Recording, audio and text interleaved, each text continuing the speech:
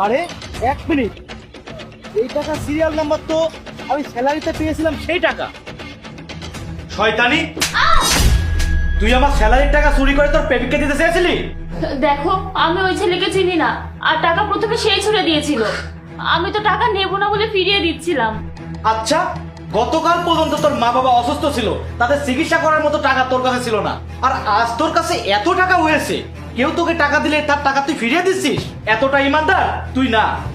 আমি আমার মায়ের কসম করে বলছি, আমি সত্যি ওই ছেলেকে চিনি না। আমার তো মনে হচ্ছে ওই ছেলেটা ধনী লাফাঙ্গা ছেলে, যে আমাকে টাকা ছুঁড়ে দিয়ে ফাঁসাতে চেয়েছিল, আর আমি দেখি সেজন্যই ওই টাকা ফিরিয়ে দিয়েছিলাম। এটা সত্যি যে আমার টাকার প্রয়োজন আছে, আর আমার মাও অসুস্থ, কিন্তু তার চিকিৎসার জন্য আমি তোমার কাছে টাকা চাইতে পারি, তোমার কাছে হাত জোড় করতে পারি, কিন্তু আমি আমার সম্মান বিলিয়ে দিতে পারি না। আচ্ছা,